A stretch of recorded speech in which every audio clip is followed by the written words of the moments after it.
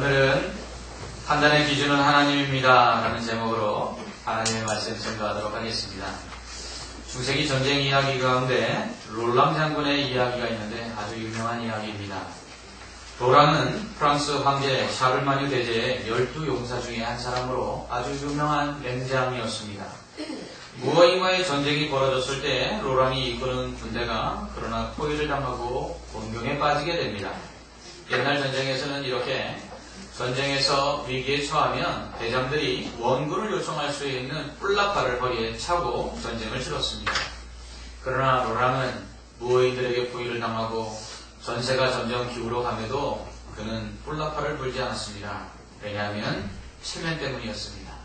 그는 많은 사람들에게 맹장이라고 또 용장이라고 소문이 났는데 자기가 뿔나팔을 불어 도움을 청하면 자기의 위신에 큰 해가 입을 거다 생각을 하고 끝끝내 뿔나팔을 죽어가면서도 불지 않았습니다. 결과는 어떻게 있을까요? 그가 이끄는 모든 군대가 전멸하고 말았습니다. 나폴레옹 역시 주변의 말에도 불구하고 러시아를 고집스럽게 침공하다가 결국 수많은 병사들이 그 추위 속에서 얼어 죽고 말았습니다. 자신의 생각과 고집은 어떤 일을 해내는 집중력일 수도 있고 원동력일 수도 있습니다. 그러나 잘못된 판단과 그것을 고집하는 것은 결국 자신뿐만 아니라 많은 사람들을 위험에 처하게 만들 수 있습니다. 뿐만 아니라 공동체를 무너뜨릴 수도 있습니다. 심지어는 하나님의 뜻을 이루지 못하게 하게도 만듭니다. 그렇기에 오늘 말씀은 우리가 가진 판단 기준이 하나님의 말씀과 일치해야 함을 교훈하고 있습니다. 가이사랴에 고넬료라는 백부장이 살고 있었습니다. 가이사랴는 당시 유대와 사마리아 지방을 관장하는 로마 총독의 주재지였으며 파견된 로마 부대의 사령부가 있었습니다. 그는 이달리아 부대라는 군대의 백부장으로 이달리아 부대란 가이사랴에 주둔하고 있었던 로마 군대의 이름으로 특별히 유대와 또 사마리아 전체를 책임지는 주력 부대의 중요한 이름이었고 그곳에서 고넬료는 백부장이었음을 말씀하고 있습니다. 로마 군대는 군단으로 조직되어 있는데 한 개의 군단이 약 6,000명으로 구성되어 있습니다. 그러므로 한 군단에는 6명의 천부장과 그 아래 한 100여 명씩의 군인들을 통솔하는 백부장들 한 600명으로 구성되어 있음을 알 수 있습니다. 백부장이라는 이 로마군의 계급은 오늘날로 이야기하면 한 대위 정도 되는 계급입니다. 사도행전 21장에서 가이사랴 부대에 천부장이 등장하는 것으로 보아서 이 팔레스타인 파견군의 최고 책임자는 천부장이었고 그리고 백부장은 그 수와 장교들 중에 한 사람임을 알 수 있습니다. 그런데 고넬료는 그 백부장들 중에서도 다른 지역이 아닌 총독에 관할 군이 주둔하고 있는 바로 그 주둔지에서 백부장을 하고 있으므로 말미암아 최고참이거나 아니면 그가 군사들을 잘 이끌고 싸움을 잘하는 군인이었음을 알 수가 있습니다. 그러한 그가 2절 말씀을 보니까 경건하여서 그뿐만 아니라 온 집안으로 더불어 하나님을 경외하고 그리고 사람들을 많이 구제하고 항상 기도하였다 이렇게 말하고 있습니다. 놀라운 사실은 그가 로마인이라는 것입니다. 로마인들은 자신들이 섬기고 있는 신과 그리고 황제만을 최고로 여겼습니다. 그리고 로마 시민들은 자신들만이 문명인이요 문화인이라고 생각했습니다. 그렇기 때문에 비로마인들 곧 유대인들을 비롯한 모든 사람들을 이방인으로 취급하고 그들을 야만인이라고 불렀습니다. 그런데 지금 로마인들이 야만인으로 여기고 있는 바로 그 유대인들의 종교를 믿고 있고 그리고 또한 그가 구제하였다고 하는 그 백성들은 다름 아닌 바로 자신들의 식민지에 복종하고 있는 식민지에 거주하고 있는 바로 유대인들이라는 사실입니다. 일제시대로 말하면 일본군 장교가 우리 한국에 와서 한국 종교를 따르고 그리고 또 한국 사람들을 많이 구제하고 도와줬다는 이야기가 됩니다. 이것이 쉬운 일이 분명 아니었을 텐데 고넬료는 그렇게 했습니다. 뿐만 아니라 그는 단순하게 유대인들이 믿는 그 하나님을 믿은 것이 아니라 아주 열심을 다해서 믿었습니다. 그는 그의 신앙이 영향력이 있어서 그뿐만 아니라 그의 온 집안 사람들이 하나님을 경외했고요. 더 나아가서 나중에 보면 그의 수하에 있는 부하들 중에서도 경건한 사람이 있을 정도로 그는 신앙에 있어서 영향력을 끼치는 믿음의 사람이었습니다. 하나님은 이러한 고넬료가 기도하는 중에 환상으로 만나주십니다. 고넬료가 3절에 보니까 9시 기도, 제9시 기도하러 가던 중에 환상을 보게 됩니다. 제9시는 오후 한 3시경이 됩니다. 아마 유대인들은 3번 기도하는, 아침, 점심, 저녁 3번에 걸쳐서 기도하는데 그 기도의 본을 따라서 고넬료가 이방인이었음에도 불구하고 기도했던 것 같습니다. 그가 환상 중에 하나님의 음성을 듣습니다. 하나님께서 내 기도와 내 구제가 상달되었다라고 말씀하십니다.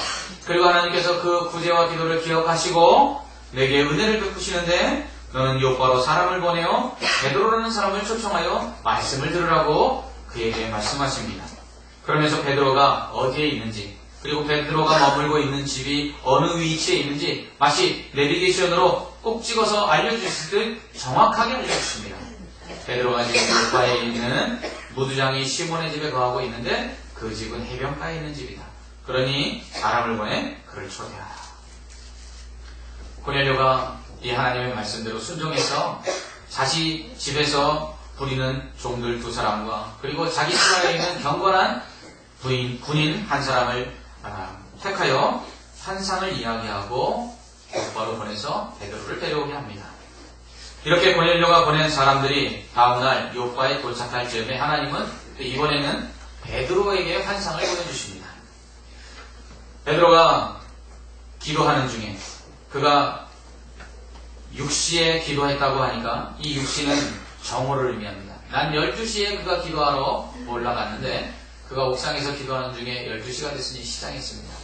시장한 중에 기도하는데 하늘에서 환상이 보여지는데 하늘문이 열리고 큰 그릇 하나가 하늘로부터 내려오기 시작합니다. 그런데 그 그릇은 마치 큰 보자기 같아서 4구퉁이가 줄로 베어서 하늘에서 줄을 달아 내려오고 있었습니다. 시장했던 베드로는 그 그릇을 보며 무엇인가 먹을 것이 있을까 기대하는 마음으로 그 그릇 안을 들여다보았습니다. 그러나 그 그릇 안에는 먹을 수 있는 것이 하나도 없었습니다.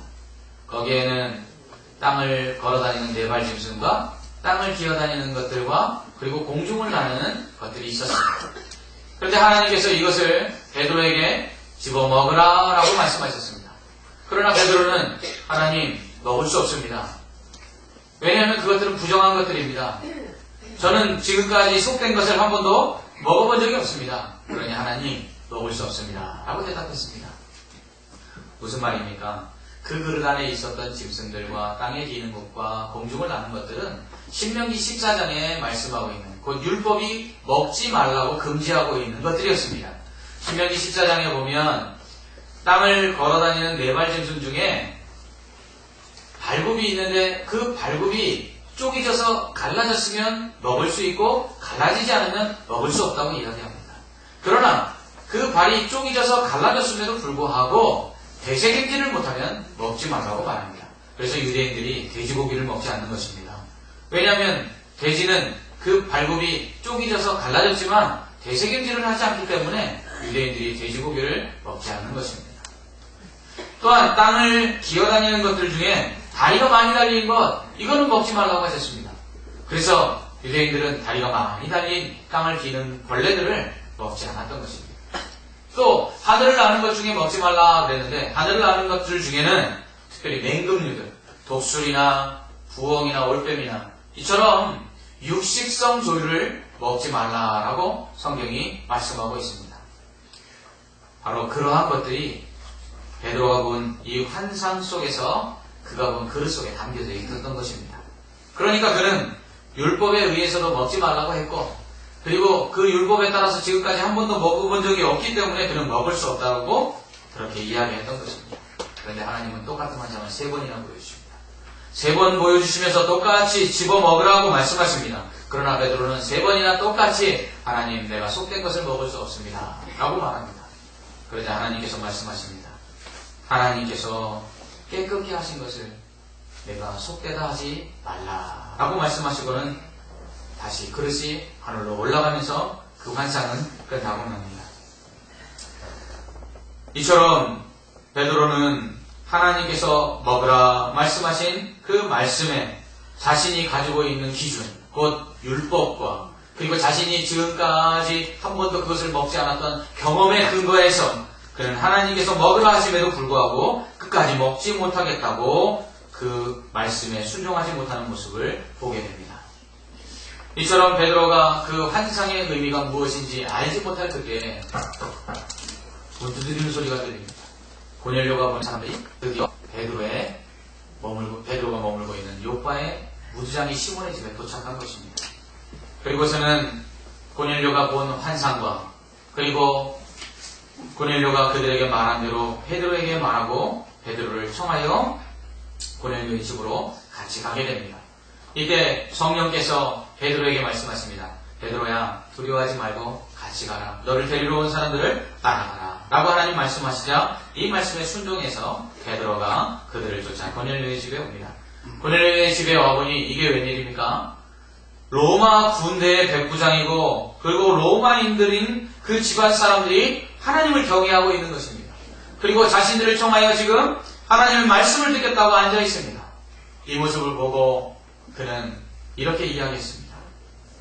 유대인으로서 이방 사람들과 교제하는 것이 위법인 줄 너희가 아는데 하나님께서 내게 지시하셔서 속되다 하거나 깨끗하지 않다 하지 말고 부름을 사용치 말고 가라 라는 말씀에 순종해서 내가 왔다 라고 말씀하면서 하나님의 말씀을 전하기 시작합니다. 그들에게 예수 그리스도의 십자가와 그리고 그의 부활을 증거하고 그것을 믿어야 구원 얻는다고 그들에게 복음을 전하기 시작했습니다. 그랬더니 하늘에서 성령이 임하기 시작했습니다. 이방인들에게 성령이 임하였고 고넬료의 집안 사람들에게 성령이 임하였습니다. 그리고 그들이 예수를 믿고 구원을 받는 역사가 일어났습니다. 이것을 보자 베드로는 더 이상 할례받지 않은 자들에게 성령이 임하는 것을 보아 내가 세례를 주지 않을 이유가 없다 그러면서 물로 세례를 베풀고 그 온 고넬료의 집안이 하나님께 영광을 돌리게 됩니다. 우리는 오늘 이 말씀을 통해서 다음과 같은 사실들을 알 수 있습니다. 첫 번째로 하나님은 기도를 들으시는 하나님이십니다. 하나님은 고넬료가 구하는 것뿐만 아니라 구하지 않는 것까지도 이루어 주셨습니다. 고넬료는 분명 기도할 때 이렇게 기도했을 것입니다. 하나님, 지금 주둔지에 와 있는데 이 유대인들이 반란을 일으키지 않게 해주십시오. 제가 관리하고 있는 이 지역에서는 아무런 일도 생기지 않게 해주십시오 하고 기도했을 것입니다. 또한 그의 가족들이 건강하기를 위해서 기도했을 것입니다. 그리고 또한 자신이 하나님을 믿는 것으로 인해서 불이익을 당하지 않도록 기도했을 것입니다. 그는 일반적인 기도의 제목들을 가지고 기도했습니다. 하나님은 그의 기도를 응답하셨고 그 기도가 상달되어 기억하신 바 되었다라고 말씀하고 있습니다. 그러나 하나님은 고넬료의 기도에 더 나아가서 그가 구하지 않은 것까지 응답하셨습니다. 그것은 그의 가족을 구원하셨다는 것입니다. 고넬료는 예수님을 몰랐습니다. 예수님을 믿는 것이 어떠한 일이 일어나는지 알지 못했습니다. 그랬던 그에게 그가 기도할 때에 구하지 아니하였던 예수 그리스도로 말미암아 믿음으로 구원받는 이 은혜까지도 허락해 주신 것입니다. 그래서 그에게 베드로를 청하게 하고 베드로가 와서 복음을 전함으로 이 고넬료의 가정은 그들이 생각하지 않았던 예수 그리스도로 말미암은 구원을 맛보게 된 것입니다. 또한 하나님은 기도하는 사람을 사용하십니다. 하나님은 고넬료의 기도를 들으셨고요. 또한 베드로의 기도를 들으셨습니다. 그래서 하나님은 이 두 사람이 기도하는 중에 두 사람을 만나게 하십니다. 베드로는 고넬료의 집에 가서 이야기한 대로 유대인이 이방 사람들과 교제하는 것이 위법이다 말하면서 그는 이방 사람들에게 나아가지 않았던 사람입니다. 그리고 고넬료는 베드로가 요파에 있는지도 알지 못하였고 한 번도 일면식이 없었던 사람입니다. 그런데 두 사람이 기도하는데 하나님 만나게 하십니다. 하나님이 고넬료가 기도할 때 베드로가 어디에 있는지 그리고 그를 어떻게 불러와야 되는지 알려주십니다. 또한 그를 통해서 그 가정이 하나님의 말씀을 들어야 됨을 알려주십니다. 그리고 베드로에게는 환상 중에 그가 가야 될 것이 무엇인지, 그가 해야 될 것이 무엇인지를 말씀해 주십니다. 이처럼 하나님께서는 기도하는 사람들을 사용하셔서 기도할 때에 우리가 생각하지 못했던 사람들을 만나게 하심으로 우리를 구원하시고 우리를 유익해 하신다는 것입니다. 또한 하나님은 우리가 기도할 때 우리가 생각하지 못하였던 사람들을 만나게 하심으로 그들의 필요를 채워주게 하신다는 것입니다. 사업을 하는 분 중에 이런 말씀을 하시더라고요. 목사님, 사업이 정말 어려워서 정말 믿고 있었던 거래처가 끊어졌는데 하나님께 그것을 놓고 기도하는데 생각하지 않았던 거래처들을 하나님이 부셔주신 것을 경험합니다. 라는 고백들을 합니다. 이처럼 하나님께 기도할 때에 하나님께서는 우리가 생각하지 못했던 사람들을 만나는데 우리를 도와줄 사람을 만나게 하시고 또 우리가 도와줌으로 말미암아 하나님의 뜻을 이룰 사람들을 붙여주시는 줄 믿습니다.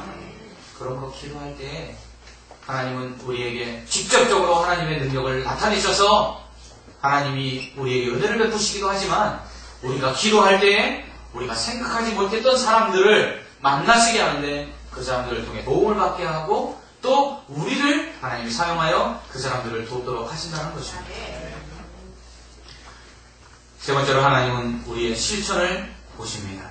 하나님은 고넬료의 구제를 보셨고 또한 그것을 기쁘게 받으셨고 기억하셨습니다. 하나님이 기뻐하시는 중에 하나가 구제입니다. 나누고 베푸는 것, 이것은 또한 하나님의 명령입니다. 이렇게 하나님께서 믿는 우리에게 명령하시고 이것을 우리가 실천할 때에 기뻐하시는 구제에는 또한 축복의 약속이 따라옵니다. 누가복음 6장 38절에서 예수님은 주라 그리하면 너희에게 줄 것이니 곧 후이되어 누르고 흔들어 넘치도록 하여 너희에게 안겨주리라 말씀하셨습니다. 하나님께서 이렇게 약속하신 축복이 우리가 누군가를 도와주고 구제할 때에 우리에게 임한다는 사실입니다. 저는 올해 마음속에 다짐하는 것이 몇 가지 있었는데 그 중에 하나가 무엇이냐면 이스라엘 백성들은 1년 농사를 지으면 그 농사 지은 것 중에 그 단모퉁이 일부를 남겨두고 포도원에서 포도를 따면 포도를 다 거두지 아니하고 일부를 남겨줍니다. 그 이유는 가난한 자와 고아와 또 과부들을 위해서 또 나그네들을 위해서 몫으로 남겨주는 것입니다. 그 말씀을 묵상하는 중에 제 마음속에 그런 생각이 들었습니다. 살면서 그렇게 넉넉하지 못했기 때문에 늘 언제나 내 쓸 바에 대한 규모를 가지고 정확하게 오차없이 지금까지 절약하며 또 그렇게 살아왔습니다. 그런데 그 말씀을 묵상하는 가운데 하나님께서 그런 마음을 주시더라고요. 김 목사야, 때로는 내가 아무 이유 없이 다른 사람의 도움을 보았을 때 줄 수 있는 그러한 삶의 재정적인 여유를 단모퉁이를 남겨두는 것처럼 포도원에 포도를 남겨두는 것처럼 그렇게 가지고 살아가라라는 마음을 주시더라고요. 간혹 교회에 있다 보면 도움을 청하러 온 사람들이 있습니다. 어떨 때는 그 사람들을 보면서 안타깝기도 하고 어떨 때는 저 사람들을 보면서 야, 왜 인생을 저렇게 살까 하고 때로는 혼내고 싶은 마음도 들 때가 있습니다. 그러나 이 말씀을 받고 난 제 마음속에 드는 생각은 아무 이유 없이 줄 수 있을 만한 그런 주머니를 만들어 두는 것, 그것이 믿음의 사람들에게 필요한 것이 아닌가라는 생각을 해보았습니다. 굳이 이것저것 따지고 내가 저 사람을 도와줄 만한 이유가 있는가, 저 사람이 받을 만한 이유가 있는가가 아니라 그 사람이 오늘 당장 필요로 한다면 내가 이유 없이 줄 수 있을 만한 그러한 주머니, 그것들을 만들어 놓는 것이 단모퉁이를 남겨두고 포도를 남겨두는 것 아니겠는가 하는 생각을 해보게 됩니다. 고넬료의 마음이 그와 같았을 것입니다. 그가 유대교에 입교하고 하나님을 알고 율법을 배워나가면서 그는 분명 그의 삶 가운데 단모퉁이를 남겨두고 포도원에 포도를 남겨두는 것이 얼마나 하나님 기뻐하시는 건가 것을 알았을 것입니다. 사랑하는 성도 여러분, 이러한 구제, 이러한 나눔은 하나님께서 손해보는 것이 아니라 더욱더 풍성한 것으로 채워주시는 축복의 주머니가 될 줄 믿습니다. 네 번째로 기도하는 사람은 순종하는 사람입니다. 하나님께서 말씀하신 대로 고넬료는 순종하여 베드로가 누구인지도 모르고 요바의 베드로가 이다라는 그 말씀을 따라서 자신들의 사람을 보냅니다. 이 기도에 순종해서 결국은 베드로를 만나게 되고 그를 통해 복음을 듣고 구원을 얻습니다. 또한 베드로는 성령께서 너를 부르러 온 사람들을 따라가라, 의심하지 말고 따라가라, 안전하게 할 것이다 라는 말씀을 따라서 순종하고 고넬료의 집에 가서 복음을 전함으로 그 집을 구원하는 것을 볼 수 있습니다. 때로는 사람들은 기도하고 그 기도에 하나님께서 응답하심에도 불구하고 그것을 응답이 아니라고 생각하는 사람들이 있습니다. 때로는 하나님께서 기도하는 중에 하나님께서 그렇게 행하라고 말씀하시지만 그러나 자신의 감정과 그리고 자신이 원하지 않는 것일 때에는 그것이 응답이 아니라고 생각하는 경우도 있습니다. 어떤 사람이 남도리수에 떨어지다가 나뭇가지 하나를 붙잡고 후사일생으로 살아났습니다. 그때 그는 기도합니다. 하나님이 계시다면 나를 살려주십시오. 그러자 하늘에서 소리가 들렸습니다. 그래, 내가 하나님인데 네가 시키는 대로 내 말을 듣고 다 행한다고 약속하면 내가 너를 살려줄 것이다. 그러자 이 사람이 무엇이든지 말씀만 하십시오. 그러면 제가 다 따라하겠습니다. 그러자 하나님께서 그러면 손을 놓아라 이렇게 말씀하셨습니다. 그러자 이 사람이 하늘을 향해 이렇게 외쳤습니다. 거기 하나님 말고 다른 분 안 계십니까? 여러분, 기도했다는 것은 무엇입니까? 기도의 응답은 내가 원하는 것을 받았을 때만 응답이 아니라는 것입니다. 기도 응답은 내 생각과 다르고 내 뜻과 다르고 내 감정과 다르다 할지라도 그것이 분명 하나님이 원하시는 것이라면 그것을 응답으로 받아들이고 따라가야 한다는 것입니다.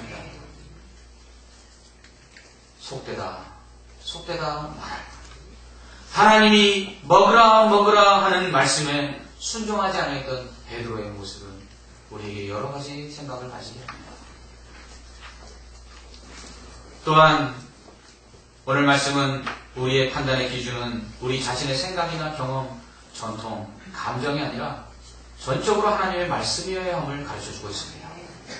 베드로는 자신이 환상 중에 본 바로 먹을 수 없던 그것들이 자신을 속되게 하는 것들이기 때문에 그리고 지금까지 자기가 그것을 율법에 하여 그 기준으로 삼고 먹지 않았고 또한 자기의 경험상 그것을 한 번도 먹은 적이 없기 때문에 먹을 수 없다고 말합니다.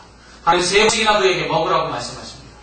저는 3번이라는 것이 참 인연이 많은 것 같습니다. 그는 예수님도 3번 부인하고 또 예수님께서 그에게 다시 오셔서 네가 나를 사랑하느냐도 3번 물으셨고 또 베드로에게 3번씩이나 똑같은 환상을 보여줍니다.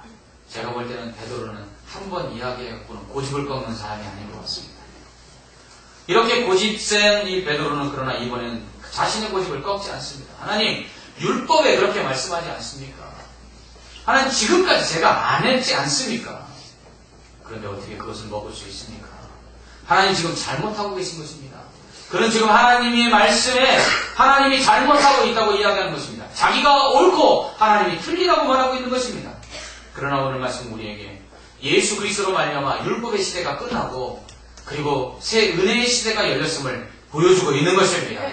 예수 그리스도께 오심으로 말미암아 율법을 기준으로 삼아서 속되다 거룩하다를 구분하던 그 기준이 사라지고 예수 그리스도로 말미암아 모든 것이 거룩하며 다 용납할 만하며 다 사랑할 만하며 다 받을 만하다는 것을 말씀하고 있는 것입니다.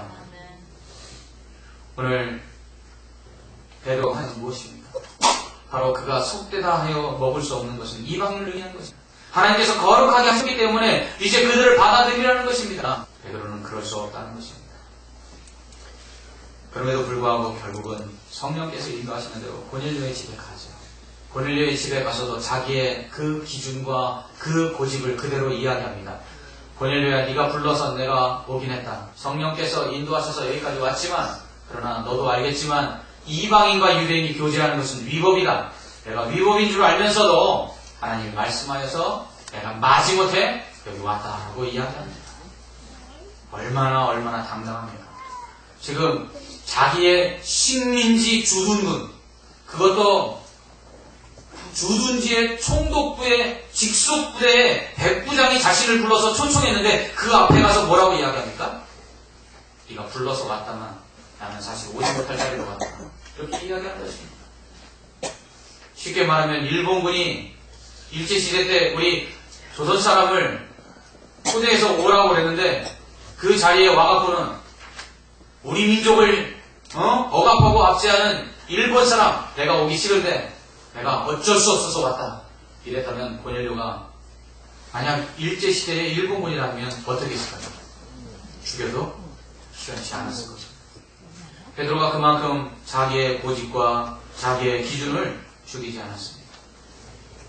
우리는 신앙생활할 때 하나님께서 진정 원하시는 것들을 우리가 기준으로 삼을 때 우리는 하나님이 원하시는 것이 아닌 다른 기준을 삼을 때가 너무나도 많다는 것입니다. 우리의 율법은 무엇입니까? 하나님께서 깨끗하다 하셨음에도 불구하고 나는 아직도 여전히 속되다라고 고집하는 기준들은 무엇이 있습니까? 하나님께서는 무릇 받을 만하다고 말씀하시지만 나는 지금도 용서할 수 없고 용납할 수 없는 그러한 기준들은 무엇이 있습니까?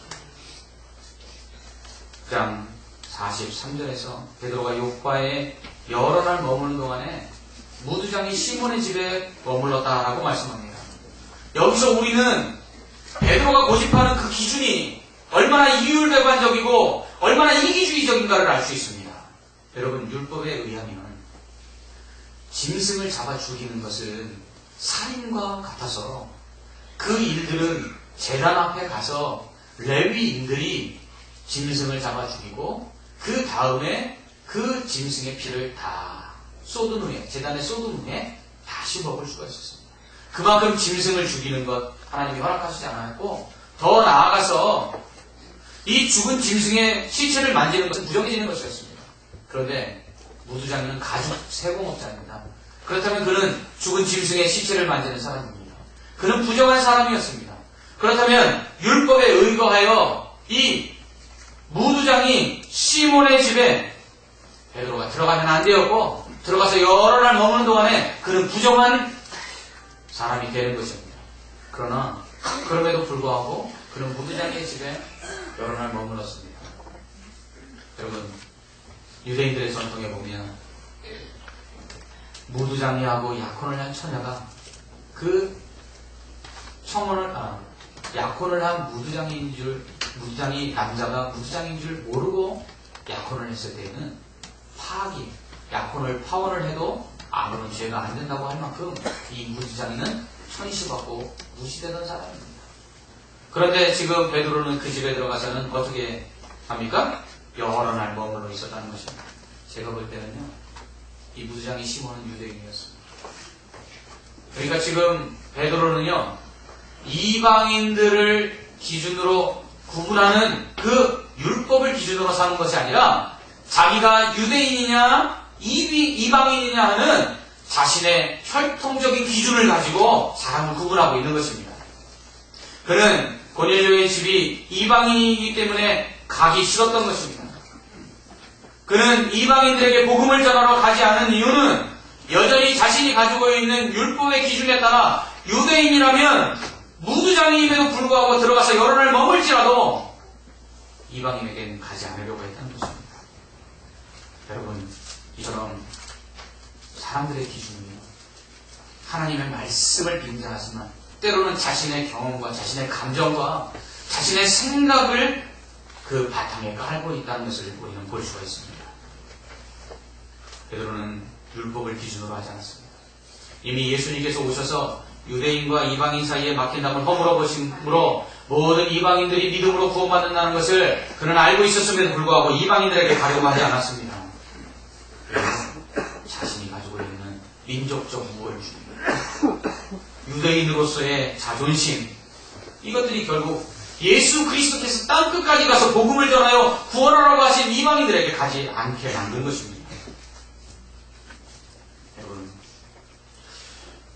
어느 날 아버지가 어린 딸의 방에 들어갔습니다. 딸아이가 아버지에게 자기가 가장 아끼는 구슬을 보여줍니다. 그러자 아버지가 그 구슬을 보고는 딸에게, 얘야, 그 구슬을 버리거라. 그러면서 강요하는 것은 아니야. 그러나 아빠는 그 구슬을 뺐으면 좋겠어 라고 말합니다. 아이가 여러 날 갈등을 합니다. 그러다가 결국은 그 구슬을 버렸습니다. 그런데 얼마 후에 아버지가 그 이전에 가지고 있었던 구슬보다 더 좋은 구슬을 그 딸에게 선물했습니다. 이와 같이 하나님께서 우리를 통해 더 좋은 것을 주시고 또 우리를 통해 일하려고 하시는 계획들이 있음에도 불구하고 우리가 버리지 않은 것들이, 우리가 버리지 않은 생각들이, 우리가 버리지 않은 감정들이, 우리가 버리지 않은 경험들이, 우리가 버리지 않은 옛 습관들이 하나님께서 말씀하심에도 불구하고 순종하며 나아가지 못하도록 만들고 있다면 우리는 그것을 가감히 버려야 한다는 것입니다. 어느 잡지에 실린 글입니다. 내가 옳다는 것, 참말 옳은 것 아닌 줄 알게 하소서. 내가 좋다는 것, 참말 좋은 것 아닌 줄 알게 하소서. 내가 싫어하고 미워하는 것이 하나님께 기쁘고 아름다운 것임을 깨닫게 하소서. 좋은 것은 못 보고 나쁜 것만 보는 못난 옳은 소리는 듣지 못하고 나쁜 소리만 듣는 못된 귀 씻어주소서. 오늘 베드로는 기도하는 사람이었습니다. 그것은 우리에게 시사하는 바가 많습니다. 기도하는 사람도 자신이 가진 기준과 자신이 하나님께 기도하다는 응답들, 그리고 자신이 가지고 있는 또 다른 하나님이 버리라고 말씀하심에도 불구하고 버리지 못하는 기준들로 인하여 사람들을 힘들게 할 수 있고 하나님의 뜻을 이루지 못할 수 있다는 것입니다. 저는 기도한다고 하는 사람들이 얼마나 교만한가 하는 것들을 많이 보았습니다. 기도하는 사람들이 오히려 하나님의 말씀에 순종치 아니하고 자신이 경험했던 것들, 자신이 가지고 있는 생각들, 그리고 자신의 감정들을 기준으로 삼고 그것들을 가지고 행하는 모습들을 너무나 많이 보았습니다. 오늘 만약 베드로가 유대인이 이방인과 교제하는 것이 위법이라는 자신의 기준을 꺾지 않아있다면 고넬료의 가정은 구원할 수 없었을 것입니다. 여러분 혹시 아직도 여러분 안에 누군가를 하나님이 사랑하시라 하시지만 내가 가지고 있는 기준과 내가 가지고 있는 경험과 내가 가지고 있는 생각들로 그 사람을 사랑치 못하고 있지 않습니까? 하나님이 이만큼 했으면 되지 않습니까? 나도 할 만큼 했습니다 라고 말하고 있지 않습니까? 하나님이 주신 사명을 감당함에 있어서도 여러분이 가진 기준을 가지고 내가 이만큼 하고 있으면 열심히 하고 잘하고 있는 것입니다 라고 하나님 앞에 고집 부리고 있는 것은 없습니까? 우리의 기준들은 어떻습니까? 우리의 기준들이 하나님께서 마치 깨끗하다고 하셨음에도 불구하고 그것이 속되기 때문에 먹을 수 없다고 고집하였던 베드로의 모습과 같지 않겠습니까? 사랑하는 성도 여러분, 기도하는 것이 완벽한 것이 아닙니다. 기도하고 가장 기도를 잘하는 사람은 바로 하나님의 뜻 앞에서 모든 것을 내려놓고 순종하는 사람입니다. 오늘 베드로가 자신의 기준을 내려놓고 하나님의 뜻에 순종했을 때에 고넬료의 가정을 구원했습니다. 이처럼 하나님은 우리가 생각하는 모든 것들, 그리고 경험한 것들, 그리고 우리가 배운 것들, 그리고 하나님이 직접 우리에게 은혜를 주신 것마저도 하나님이 인정하시면 그것을 내놓고 하나님의 또 다른 뜻에 순종하기를 원하시고 기도하겠습니다. 사랑하는 하나님 아버지, 오늘 베드로에게 환상을 통해서 말씀하신 것처럼 우리가 가진 기준이 아니라 하나님께서 말씀하시는 그 기준에 따라서 하나님 우리가 순종하며 나아가게 하여 주시옵소서. 하나님의 뜻을 이루기를 소망하는 자들에게 하나님이여 오늘 하나님께서 버리라 하시는 모든 기준들을 다 내려놓고 하나님의 말씀만 붙잡고 순종하여 하나님의 영광을 드러내도록 우리를 축복하여 주시옵소서.